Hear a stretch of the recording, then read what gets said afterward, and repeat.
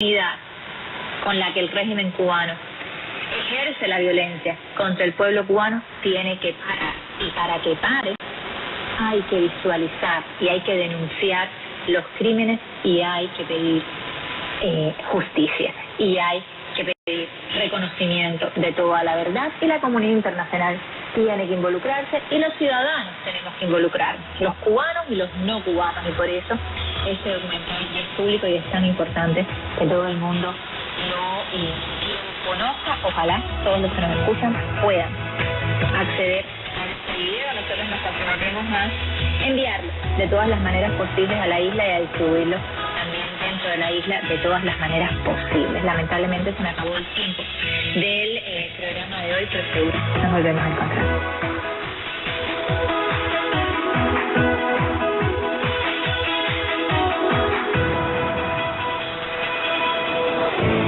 Radio Martí. El mundo de la información para toda Cuba, las 24 horas del día. Radio Martí. Por los 1180 AM. Por nuestras frecuencias de onda corta. Y a través de radiotelevisiónmartí.com. Radio Martí. Siempre contigo.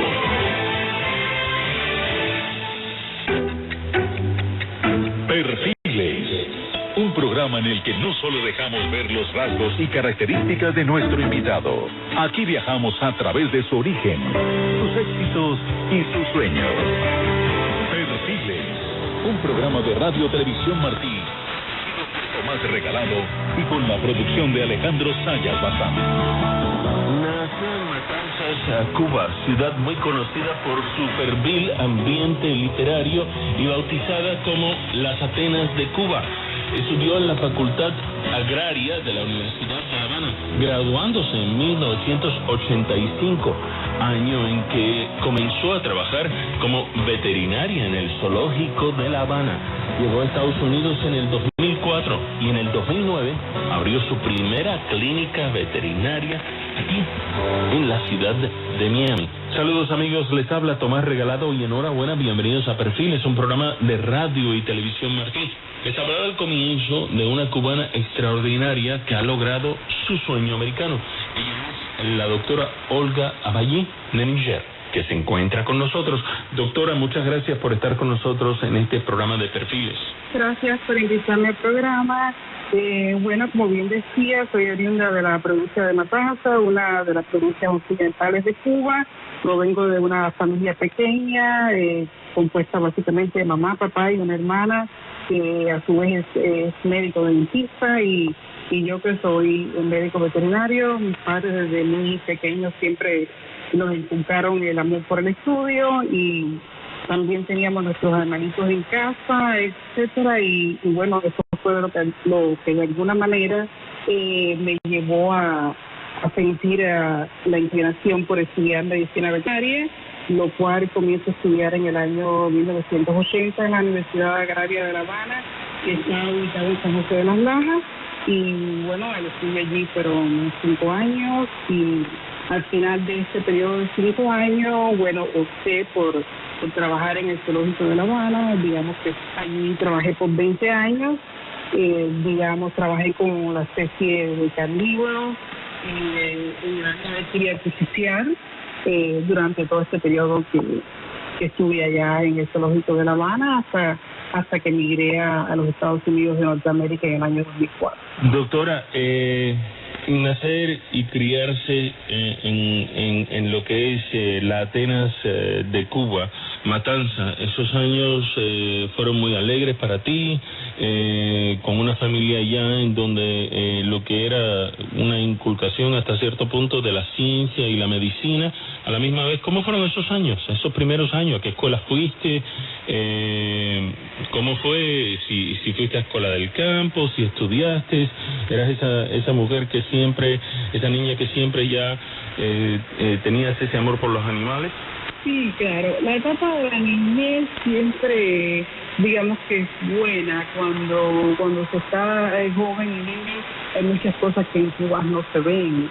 y nuestra familia, nuestros padres siempre trataron que tuviéramos las mejores condiciones para estudiar y por supuesto que llegar a adultos. Como muchos cubanos fuimos a la escuela al campo en Cuba.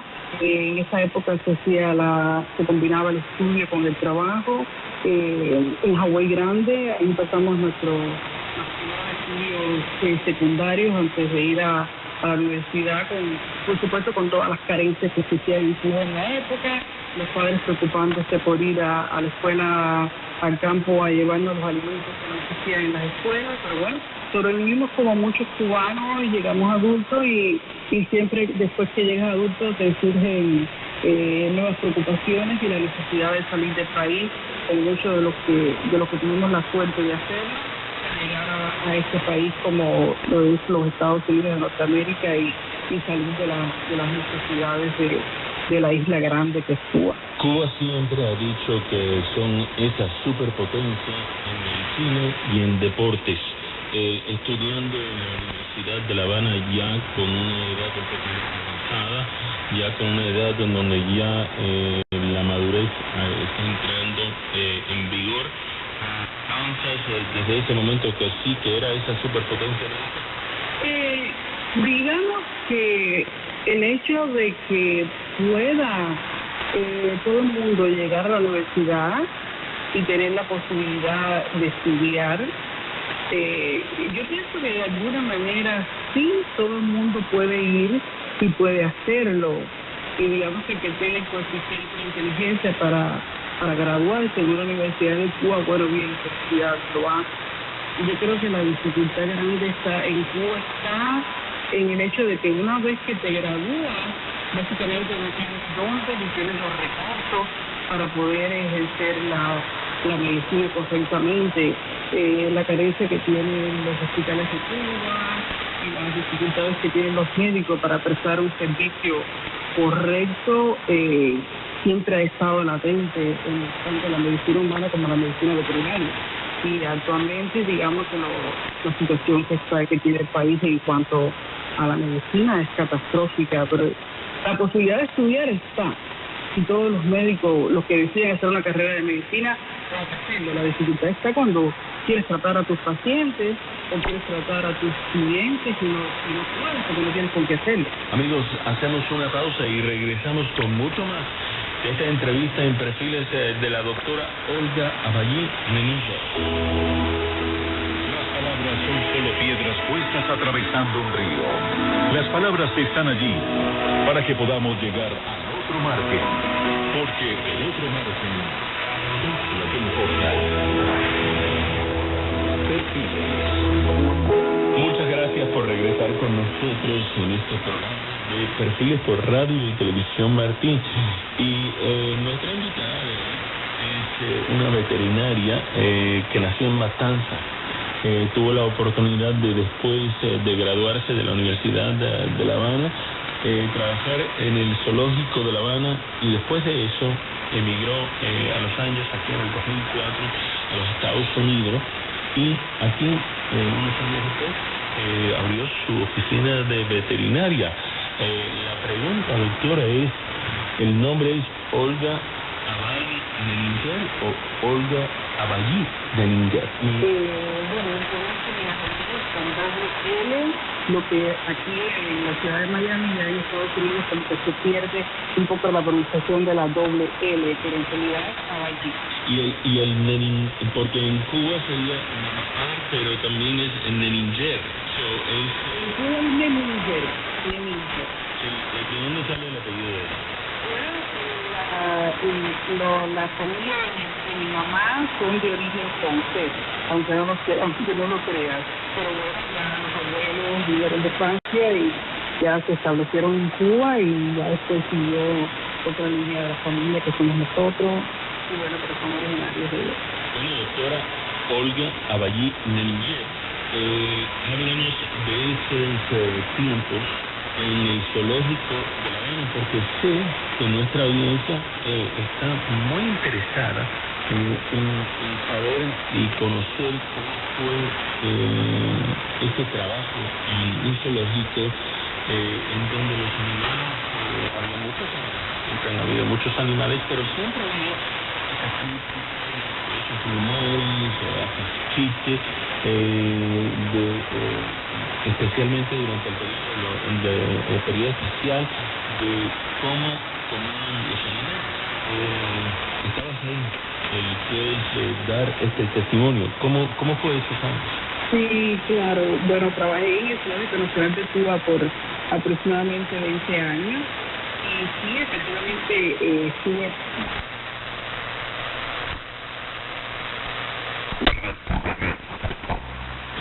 はちょっと入退院を繰り返すような生活になってしまって。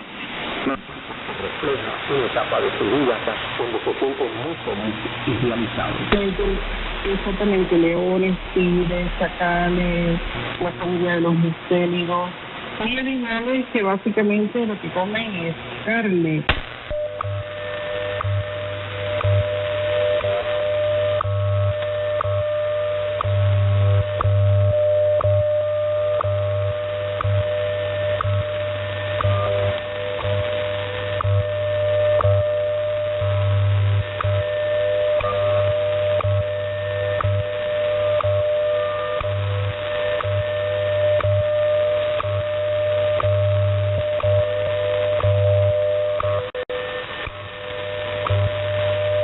At the time, 15 hours, 41 minutes, Coordinated Universal Time.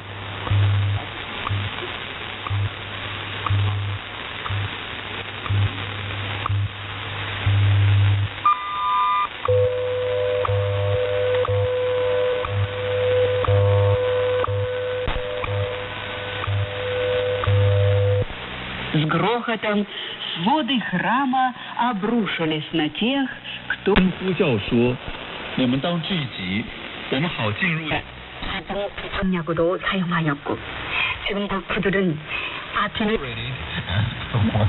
심지어 어린이에게도 구급약으로서 아피를 사용하고 있다고 들었습니다. 王康荣等人就偷偷约定，我辈各省市民一直难分胜负，今天可以按。You shall not charge him interest. Your translation might say usury. Now, I know there are some people that have got some different ideas about usury, but right now I'm just going to run with this thing of interest. Some say it's increase in substantial capital versus non-substantial capital, but let's just get the idea of interest. You know what interest is like and banking is like? What happened to all the individual small farms that we had back in the 30s? They're gone. What happened to them? One illustration that I come up with, a couple of them, that has to do with interest. Let's suppose that eggs were money. Okay? And that I own all the chickens. That would make me what? A banker. Okay, and so I've got 100 eggs that my chickens have produced. And the only...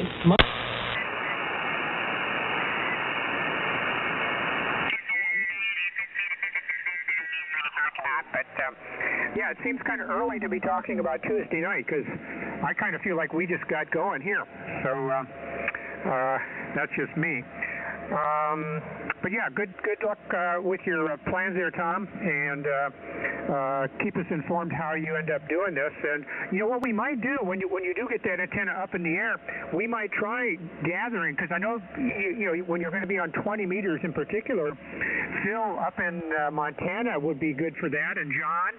I remember one time Phil, or the two Phils, and I think John was maybe a part of it, they tried a 20-meter sked one time right after our 40-meter sked. It was either on a Saturday or a Sunday morning, and I listened and couldn't hear anybody. I think I'm too close to both of them, although they apparently did okay. John, if you remember that time, you can fill in the details, but I believe the two Phils and John were on 20 meters, and since I was kind of halfway between, I couldn't hear either one. But it might be worth another try. So, and I didn't make any other notes, but yeah, Tom, if you do put the antenna over on that plateau, yeah, a long coax run is probably the best of a bunch of bad options, because it would be possible to lower the losses by going to open wire line, but then you're going to have a balun at each end, and plus you're going to have to keep the open wire line up off the ground. So laying coax on the ground may just be the best of a bunch of unpleasant options. I don't know. Anyway, yeah, and I messed up the rotation last time. I turned it to John, and when I should have turned it to Van, so I apologize for that. But since we've got that rotation, and Tom just checked out, I will once again turn it to John, and then John, if you give it to Van, and then back to me, I guess we'll be back in a workable rotation. K6IR, this is K6XQ. Okay, Raj, this is K6IR. Yeah, I don't remember. Something about working 20 meters. I vaguely remember doing something, but I don't remember the outcome. So we'll have to try it ourselves, I guess.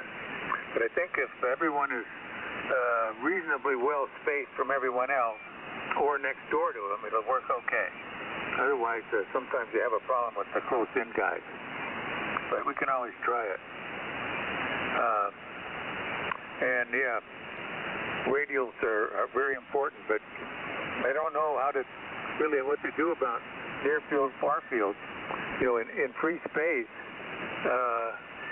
the accepted equation for that far field distance point is 2d squared over lambda. So that means for very, very short wavelengths and fairly large apertures, the far field is a fair number of wavelengths away. But if you're on a band like this, and your antenna is only a quarter or half wave long, the far field starts almost immediately. So I'm not really sure how that affects your equations, but that's just the standard of science for the way the phase is less than a 16th of a wavelength different between the two edges of the aperture. Is 2d squared over lambda. So get out your calculator. I don't have much else, guys, and I got to go close up the house here and hunker down. And Tom's probably right on the permit. I'm going to investigate a little more, but I already made a mistake of calling the building department, gave them my address. I hope they didn't write it down. So they may come after me anyway. Oh, well. Over to you, Van. KA6B in the group K6IR. I'll see you later, Tom, if you're gone. Bye.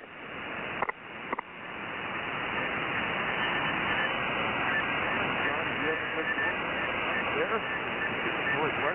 guys are on the news every day. There's so much in the country with the hot weather and the flooding. Poor people back in the country. But anyway, hope your day goes well. Maybe you could use a phone here and I don't know, maybe pick an address where there's no property. There's no improvements to the property. I don't know. Maybe they send out a team of investigators. All of them supposed to pay rent and looking for a deal. My dad built a house out in the country. But can hear everybody direct. So Bob Evans never. Well, I bet I beat that Bob Evans before. But I was more of a Bob's Big Boy fan, and there used to be one in Toluca Lake. Well, I guess it's still there, by golly. But anyway, when I first started traveling to California for the Disney company, I would stay there close by, and I would go to Bob's Big Boy. And I don't know if you guys know this or not, but Bob Hope used to own a huge house on Toluca Lake. So anyway, I'm sitting there one day, and Bob Hope comes and sits beside me at the bar. So we sort of nod and introduced ourselves. And I reminded him that I once did audio for him years before, rather. So anyway, he's a very personable guy. He was just chatting it up, and people would come tug on my sleeve and, hey, can I talk to Bob Hope? as if I were his manager or something. Anyway, delightful memories. All right, let me get out of here because it's Sunday. The dogs have not been walked. They are very upset about that. It's beautiful out there right now. It's 70 degrees. Cloudy skies, nice breeze. So I'm going to say 73 to everyone and hope you have a good week ahead. So it looks like it goes to my buddy Nick next. There in Mexico. So NN5NU and the group. This is Whiskey Foxes 0 Oscar 73, everyone. See you later, Steve. Nice to hear you. Thank you, Steve. 7-3, great signal. Have a great day. NM5. And you love the Bob Hope story. It was great. When you said Bob Hope had a house, I was thinking of the house over Palm Springs that he had for some time there. Beautiful big home up on the hill, but then you said Toluca Lake. And but great story. I love that. I think all the talk about Del Mar, the Del Mar Fair, brings back a lot of great memories for me. Well, you talk about the Del Mar track, but also the fair. We used to go to the fair and the track quite a bit. Some of you might remember Tommy Hernandez, who was Don Diego, the fair goodwill ambassador, fair spokesperson for many years until his death. And we used to go to the track quite a bit there. Used to also drive up, matter of fact, all of Southern California, Los Alamitos years ago, but my sister and my mom were big horse race fans. And we would, was in high school in Escondido, and we would drive up and go to the Riverside area, see my sister, and then we'd drive up to Foothill Boulevard and then head west. That's old Route 66. And you take Foothill Boulevard and just keep on going west. And just if you go far enough, it'll turn into Huntington Drive, and then Santa Anita's right there.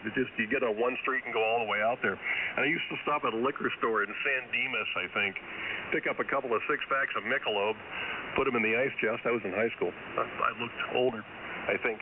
And we'd go sit in the infield at Santa Anita. And high school friends of mine, we'd just go up there and play the ponies for the day. And my sister and mom would eventually join us because they would drive separately up there. And then we'd sit there and sit in the infield in Santa Anita. Anyway, lots of Southern California fun. And yeah, Rocco, I'm glad you remember Ships. Yeah, that was crazy. We only went there a few times. Like I said, a couple different locations.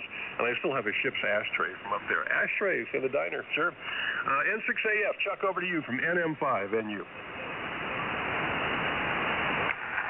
I could barely hang on here. All this talk about the food, my stomach's starting to growl. You're reminding me of what came to mind was the Fish Market restaurant in San Mateo. We used to walk over to that, and from the house when we lived in San Mateo, and they had a oyster bar with a very friendly tender named Noah. And hey Noah, what's up? And he was this kind of short, friendly looking Portuguese guy, so he knew the seafood, and he would whip up your scallops or prawns, linguine, in a big pan there over this fire that would burst up when he poured various things into there, and tons of garlic, and martinis flowing, and glasses of chilled white wine abound. And that was just a whole lot of fun to sit at the oyster bar. Of course, also oysters in the half shell. My wife liked the oysters Rockefeller. I never really got into that. So I got to go upstairs and put some part of a baguette into the toaster there, and put some freshly made alala berry jam on it that we picked up over on the coast here, and then I'll be back down. But I got to do something here or I'm going to implode. K6KOI from N6AF. Lullaberry. I got introduced to that when one of our kids went to UC Santa Cruz, and good stuff. K6KOI. Okie-doke. Well, restaurants making me hungry too. And somebody mentioned Brigantine. I think it was with you, Chuck, on EIM. Good restaurant, nice view, good view of the racetrack, and decent food. Sometimes the service post the COVID problem has been an issue, but we do enjoy that restaurant from time to time. And we have a fish market just down the street on let's see, where is that? Right at Jimmy Durante and Via de la Valle, right that corner there across from the racetrack. And it's good. It's good. It's noisy, but food's good. And racing season, well, right in the middle of it. It started, I think it was last Sunday, actually, with opening day. And unlike previous times, pre-COVID, where it was 6 days a week, it's now 4 days a week, which is Thursday through Sunday. And I think that's the commentary on the decreasing popularity of the sport. There have been a number of notorious events of horses dying on the Del Mar racetrack, and it's got a lot of bad publicity. So whatever the reason, it's less popular than it had been. It does generate traffic. Oh my God, does it ever? So you have to, when you're a resident of Del Mar, you keep in mind at all times the schedule of the racetrack, lest you be caught into bumper-to-bumper traffic. But, you know, it's a good workaround, and the fun thing about it for me is that you get a lot of interesting people in the city of Del Mar, you know, visiting the restaurants, walking around, going to the beach. It's just kind of fun, kind of enjoyable. I enjoy it anyway. Okay, one other thing. I looked up Del Mar Man. I had heard of that, but I hadn't heard of it in years. And apparently the more recent study has indicated that old Del Mar Man wasn't all that old, 11,000 years old instead of what had been originally estimated to be much, much older. So, and the rumor is that they haven't found any others because of the cost of housing here, but who knows? Maybe it didn't relate back that far. Maybe it did. Over to NM5NU, I think. Is that right? No, that's not right. I'm wrong. It's over to Keith. Over to you, Keith, K6KOI.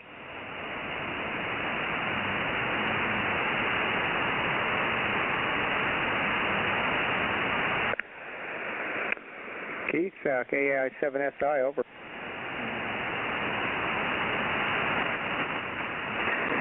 I didn't hear him sign. Maybe he'll come back. I'll leave him on there. Carter, are you still there? KD6GN, over.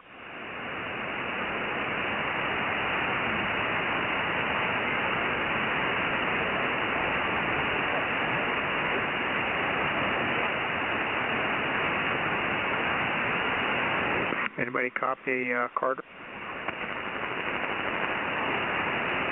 I think we've lost him due to propagation. K6EXY, Edward. Edwin, not Edward. Good morning again, everybody. And I just had a little piece of advice for you. If you go to Oahu,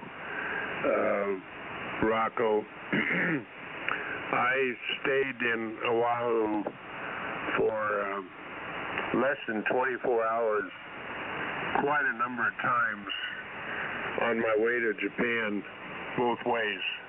I would stop there, try to get used to time zone change, and then go on to Tokyo, and then the same on the way back.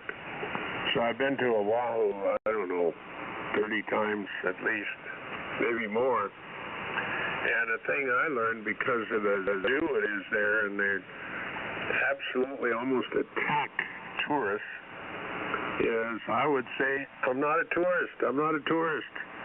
Of course, you're dressed different than they are, probably, and so they spot you right away. But they're trying to sell you this trip or that trip, or this trinket or that trinket, or whatever it is. They're everywhere. You can't go into a store or out of a store or a restaurant, no matter what it is or where it is, somebody's trying to sell you something. Like flies, you know, you keep swatting them and They keep coming back and landing on you. So be prepared for that. But otherwise, kind of fun. Too many people, yeah. I've been there for Christmas a couple of times. That was one of my boss's wishes to spend Christmas in Oahu. Yeah, and I've been there shopping at some of the big shopping centers at that time. So that's my van. Somebody who mentioned North Shore, you're absolutely right. It's pretty deserted there unless there's some really big waves, and it's a big deal where surfers are going to ride these 25-foot waves, which doesn't occur too often, but when it does, it gets pretty crowded up there as well. So with that, I'm going to ask you to gray me out, Rocco. I may be listening here for a little bit longer, but I too am very hungry. So I'm going to go get something, and I will pass it along to Doug, WT6R. If you're still there and can hear me, your turn. Okay, I'll gray out. See you later, Ed. And I have it corrected. Edwin. Glad we corrected that. WT6R here. And thanks for passing it to me, K6EXY. Well, let's see. Well, Rocco, if you're going up there, speaking of the North Shore, I used to have a house live in Makaha. It's pretty nice. It's northwest shore, I guess you would call it. But we would run over there to when the big swells were coming in from Alaska into the North Shore. We'd go watch the guys at Waimea Bay. Didn't break very often. We would swim there quite often, and there wasn't even a break. But when it would break all the way across the entrance to it, and pretty interesting. They'd have a fire truck there and some paramedics and everything ready to pull the guys out of the water. And with regard to Olallaberries, there's a place in Cambria, right out of Cambria on the way back, if you're going to try to sneak back to Paso Robles through the hills there, called Lynn's Pies. And boy, they make these wonderful Olallaberry pies. We used to go over there just to get those. And yeah, if you eat enough of those, you can pack on a few pounds. But it's almost worth it. So let me see. No more stories about that. And if you could gray me out, Rocco, I'll just listen through, and I could see it going all the way down to Gil, let me say good morning to Lou and Ken and Ron and Gil. And it might go further down. I just don't have my screen scrolled that far. Over to you, Chris. WG7B, WT6R. 73, everybody. Okay, guys. See you later, Doug. Good morning. To you. We used to win WA6 Golf Delta Foxtrot 13 for our honeymoon. Yeah, right in Honolulu, and stayed at the Hilton by GDF Village, which was a lot of fun. But you're right, the North Shore is a great area to watch surfing. That was really cool. We played in the surf ourselves and watched. I think that's where the pipeline is, but. Yeah, it's a fun. Rocco, I assume you're heading over there to have a nice vacation. We're gonna see if maybe in August here we can get over to the Carlsbad area. So Rocco will stay in touch and see if we head west there and maybe meet up. But we do. Yeah, as far as gaining weight, that's what's happening here. We do East Valley hams every Saturday. We eat at IHOP for breakfast. And as you guys know, IHOP is not even dietary fare. So we stay about 2 hours and chit-chat about 20 people from the East Valley ham to kids. But stay safe, everyone, and have fun. And hopefully this end-fed wire is working well. So the band seems kind of long today. So Ed is lighter than usual as well. I noticed that. So anyway, 73 Whiskey Golf 7 Bravo. Let me break in here. Thank you, Jonathan. See you later, Chris. WA6 GDF, were you trying to get in here? Just listening, and whenever you have a chance, could I get a signal report? Well, I can give you one. Give us a little chatter. Where are you and what's the name? Okay, name here is Dave, located Seligman, Arizona, which is about 40 miles west of Williams, just below the I-40.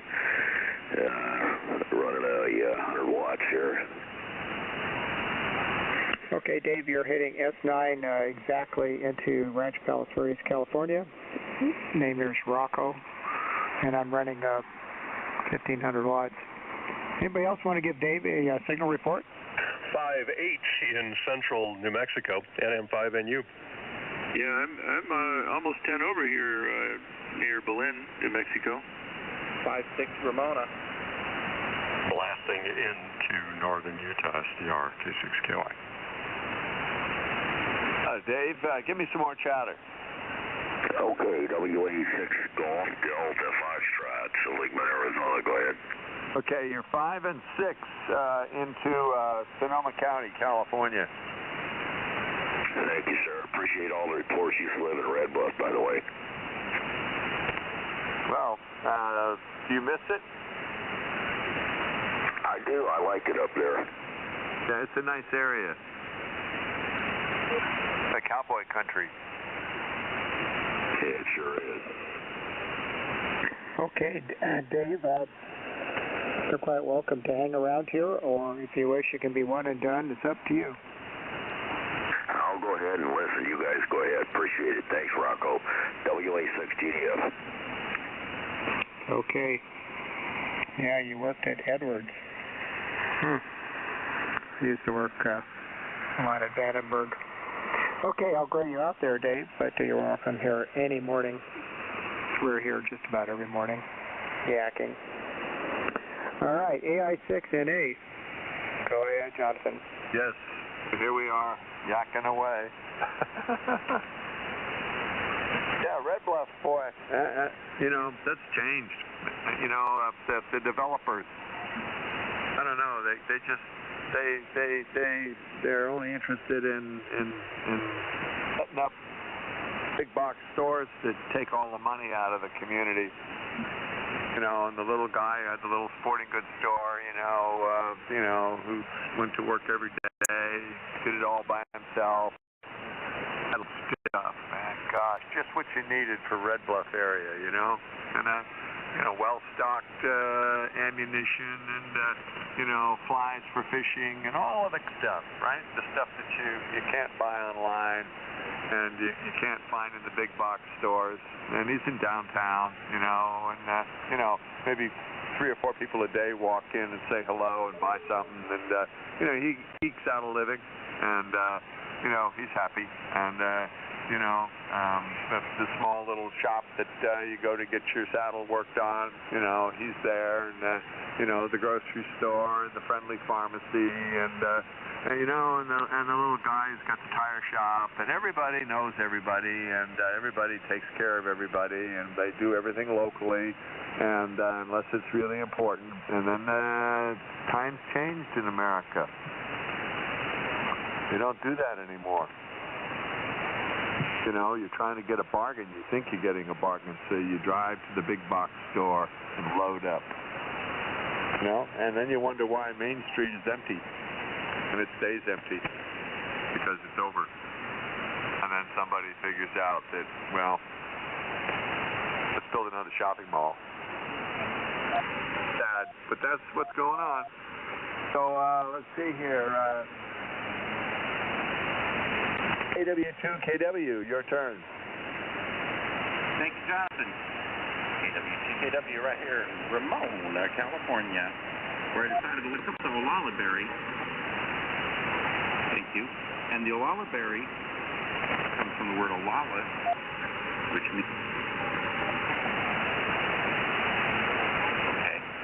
means berry in Chinook pidgin there.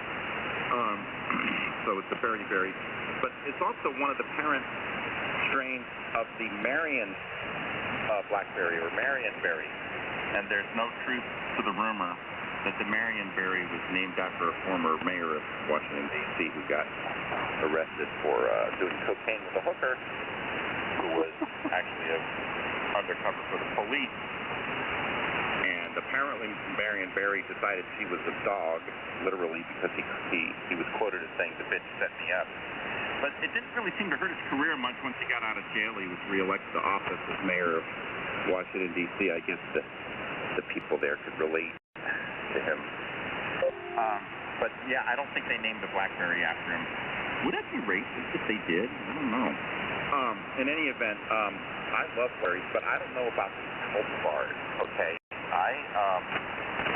The blackberries used to just grow wild amongst the Concord grapes and poison ivy and other flora of Long Island where I grew up. And on this one horse farm where my brother and I took riding lessons, we had to do chores to pay for our discounts on summer camp and our weekly riding lessons. So my brother and I, we were used to this. Our relatives put us to work on their farms too. So the funnest chore would happen midway through the summer, right about this time of year, actually, end of July, beginning of August. We would find ourselves assigned to pick the blackberries by the bushel. By the way, they have blackberries all over this farm. So you would go out for about 3 hours. I would pick the blackberries, come back with about 2/3 of what I picked, and a purple face. When I was about 10, we acquired a dog off the streets of a French town, half bloodhound, half Bernese Ridgeback, actually. And he was a street dog, so he was pretty mischievous. Beautiful dog, Matthew Arnold, after the poet. And the first day we had him in, my mom decided to make a blueberry pudding. And she had it up on the rack on the kitchen counter. My brother and I in the other room watching TV, black and white, by the way. And we hear this shriek from the kitchen, really loud. We come running out. There's my mom shrieking. There's half of a blueberry pie on the floor and a bloodhound with a purple face. So we learned at that point that nothing was safe around Matthew. All right, I'm going to pass it on to, the dictionary definition of olaliberry has as an example that you can go to Cambria for the delicious olaliberry. I quote some newspaper article from March of this year. Over to BQZ, the Big Quiet Zebra, it's your turn. This is KW2KW in the group.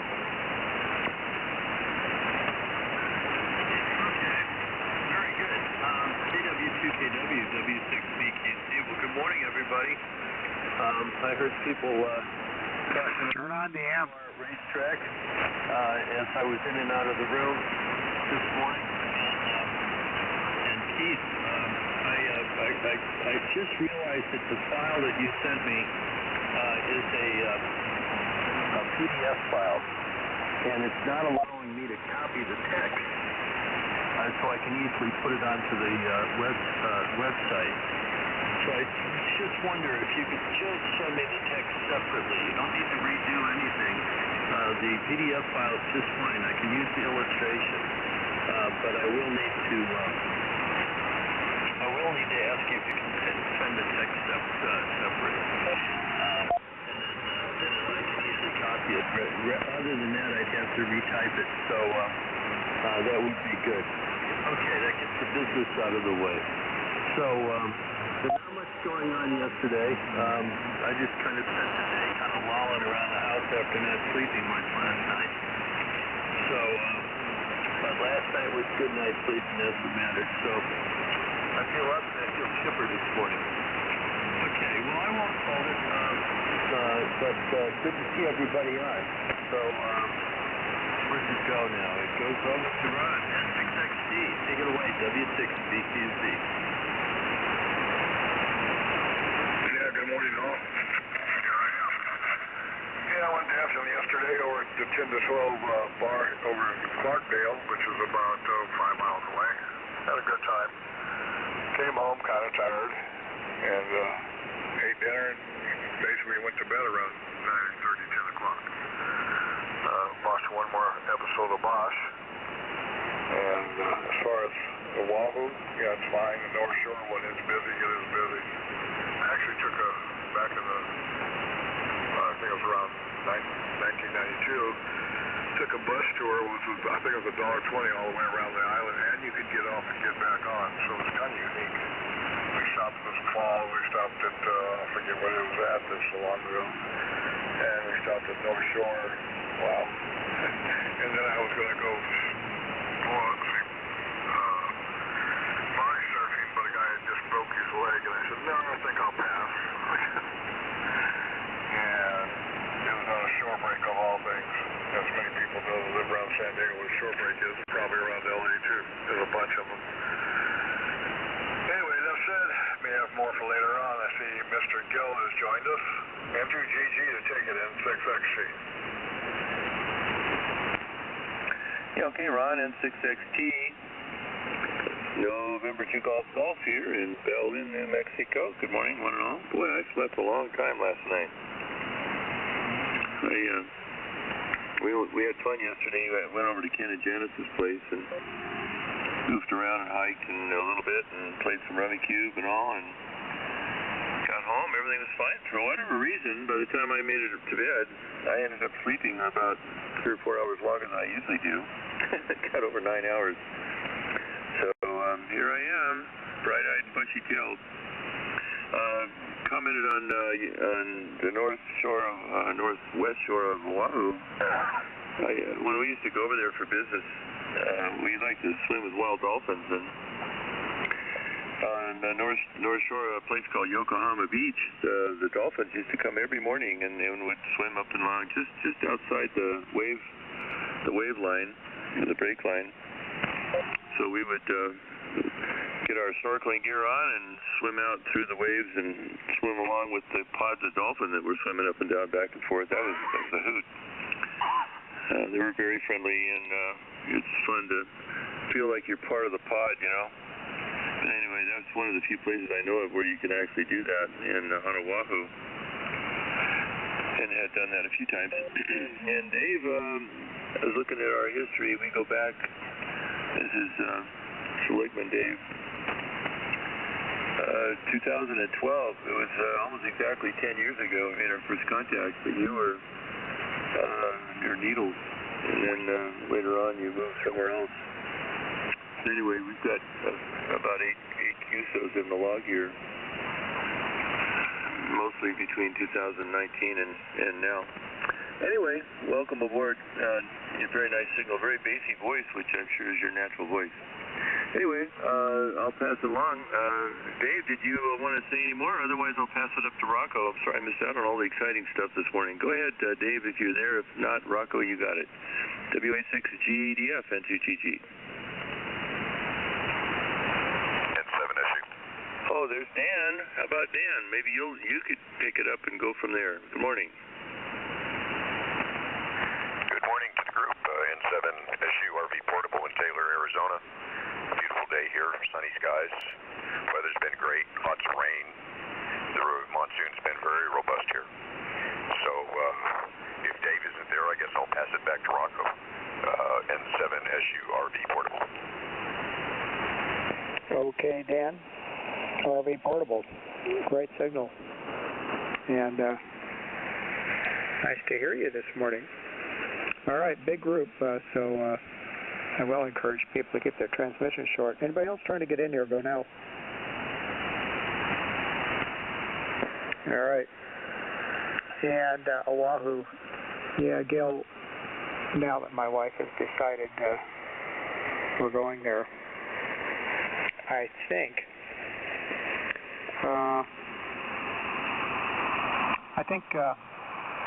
I'll be talking to you later about favorite spots that you might know about. And I know others are already volunteering favorite spots. But that's going to be in late October. All right, Nick, here comes NM5NU from N6KN. Yeah, thank you, Rocco. NM5NU. Good morning to Gil, and good morning to Dan. Good to hear you, Dan. 5/9 signal here in New Mexico, sounding good. Last time we were on Oahu, we were at the Disney resort there, Aulani, for work, and we're there for a few days and enjoyed that side. But we really liked the windward side. We went over to Kaneohe Bay and stayed at a little place called Paradise Bay Resort. A beautiful place, and you get the rains every day on the windward side, and we really liked that a lot. And then drove up to North Shore, did some snorkeling up there. Gil, the dolphin swimming, that sounds great, especially if it's in a natural environment like that you can do. That sounds like a lot of fun. We'll talk more about that maybe at the winery today. I think the plan is to get on to Belen, and we'll see you about 2 o'clock this afternoon. at the winery there, and we want to pick up a few more bottles there for the wine club. And before we go down to Austin next week, because we'll bring some down there for my daughter, because I think she likes some of the wines there. So we will see you down there about 2 o'clock this afternoon. Rocco, I'll listen to the bottom of the list here and keep it moving. You can check me out, though, but I will be listening for a bit, and we will send it over to Chuck. N6AF from NM5NU. Good day to the group, and 7-3. Listening here. Good day, Nick. Boy, I got here just in the nick of time. I just came downstairs. I was listening on my portable device. I have one of these new wireless telephone devices. I don't know if you guys have seen any of these. I can actually even get on the internet while I'm walking around carrying this little device. Just amazing. So I was listening to the Northern Utah as I was spreading the berry jam on my toasted baguette. And let me see. I posted a link to the Brigantine restaurant that overlooks the Del Mar racetrack. That was a memorable bar-side ribeye steak dinner, watching the horses run around the track at night on the bar big screen TV, and just below that screen, looking out the window down at the same horses running around the track.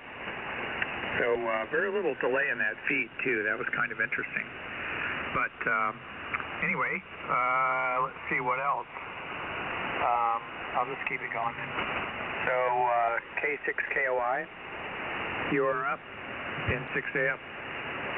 I bet that restaurant's busy now, K6KY in race season. It's really a great location, no question about it, and the food is good, and the bar is hopping, and you kind of made me think about Brigantine again, Chuck. I haven't been there in several months. Okay, I'm going to call it quits. You guys have finally gotten to me. You've broken through all my defenses. I have to have something to eat. I know we're going to have a brunch at around 11 o'clock.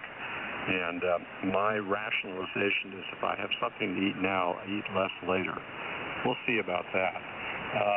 Good afternoon coming up. Good morning for now. Over to the next victim. Why is that? I can't ever find this. Oh, it's Keith. Over to you, Keith. And good morning to you, K6KY. Happy Sunday, John. Okay, did somebody say Keith it took off? Okay, we 4-by back. So I'm going to gray out Keith. He wasn't there last time. Greg's back. So it's your turn, Greg. Yeah, N6K in the group, WE4BY. Not sure all the things I've missed. And boy, did I have a nearly epic fail today. For my portable antenna at field day, I sort of repurposed my wire. I wanted to throw out a fan dipole real quick for the GOTA station because they had some crappy all-band vertical that wasn't working, and I grabbed some wire from here and there, and later figured out that I messed up my vertical wire. So I came out today with a new piece of wire, cut it to length, crimped it, put it on, and I was putting a crimp on it. Like, this flex weave is stiffer than I remember it. I had a nice bit of, it was about the right weight and the right flat coating, and then I remembered that I had put some stainless steel cable out in the backyard to bring some lights on. And it wasn't tin copper at all. It was stainless steel, and it just didn't work very well as an antenna. Not very conductive of it. So, that was not very brilliant on my part. So I filled it around a little bit and put my backpack cord more in a 6-meter wire out and hooked it up and cabled it. But we have some local nets that propagation was so bad, so we didn't do too much. So anyway, I'm going to give this a little bit. I'll hang out, see what else is going on. And before I go off and get some over. AI6NA, Jonathan, looks like you're next. WE4BY, go ahead. WE4BY, this is AI6NA. You're coming in at a good 5 and 5, 5 and 6, quite clear, and good audio. No problem copying it. Well, it's all very complicated, isn't it? I don't recommend it for, I mean, build your antennas, use them and enjoy them, and make your decisions based on where you get to talk to and who you don't get to talk to and the signal reports you get. And you'll be much happier than if you're buried in this program for 8 hours trying to figure out why it does what it does, and is this information really valuable? And I could see that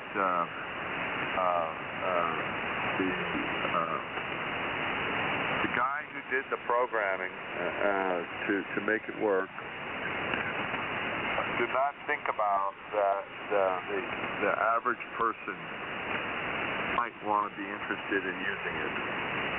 So there's been many skins that have been put on the original mathematics or formulas and algebra and all that stuff they use to do all the calculations. Everybody's attempted to make it work better. But in reality, it doesn't. I mean, the basic program of what it does is the same for everybody because everybody's using the Lawrence Livermore program, but they're trying to make it kind of like better. And so there are some people that have put some real energy into it, and have made it so that it is easier to use. And I guess ANSOS is probably the leader in that world. And is putting a lot of energy into it now. Their software team is expanded. They are now charging them, a fair amount of money for the program to pay for it all. But they have actually, made some real progress simplifying the operators' interfacing to the software, which I like. But we have found some bugs in it, of course. Everything has bugs. Even SNEC has got bugs. Found some bugs in that. And I don't know anything about how to fix them or other than to write letters to people at ANSOS. Sometimes they answer me. Sometimes they say we're working on it. And of course, Llewellyn is retired. You know, I heard about it. He just took his last iteration and said, public domain, go for it, guys. And then, of course, this other guy has, had his little program, which is, ancillary to Llewellyn's program. And so also, Lawrence Livermore Lab is also releasing newest editions, and collecting money. But the basic, this is what it looks like, folks. That hasn't changed. The basic options haven't changed. Nothing has changed from the original way back when. They've added a couple of new features, I'll say that. And they've cleaned it up, but the interface stays the same. So that's my book report for SNEC Pro and AN-SOS. So participants beware. Okay, KW2KW, I think you're next. Did I get too many? Yeah. Your turn, Lou. AI6NA. Thank you, Jonathan. KW2KW. What was I going to say? Hold on. I'll tell you right now. This came up the other day, and it was sort of mentioned today about the Del Mar racetrack here in San Diego County. And we used to live in sight of it, more or less, 10 miles east of Del Mar in San Diego. And I think it was the first or second year we were there, we decided to go to the fair, the Del Mar Fair, San Diego County Fair, I think. And I bought a pair of tickets, which were fairly expensive. I don't know, I think we spent like $90 on the pair. We get down there a little later than we meant to, it's already getting dark. And the parking lot or whatever, the normal, I don't know, they directed us to the parking lot. And we drove, this is in the parking lot, and it wasn't a lot, by the way, it was a field, and it had ruts everywhere, about the size of the Grand Canyon. So we drove several miles through that, or so it felt, and finally find a parking spot, and we get out of it, of the car, and, you know, we're standing in these furrows that were laid by giants for farming. On the horizon, we can see the lights and the Ferris wheel and the thing of the fair, right? But it's like several days hike away. But, you know, we spent all this money. We thought, okay, let's go for it. And we start trudging over hill and dale, or I should say up and down the furrows. And, I don't know, we must have gone all of an eighth of a mile. But, we walked, about 6 years go by, and we can't tell that we're any closer to the fair itself. We're still in this land of the giant, corn rows or furrows. So, I look at Melissa, she looks at me, and we thought to ourselves, this isn't worth it. Because after we're done with the noise and the lights and the bells and the barkers and all this stuff, having whatever a good time, then we take this walk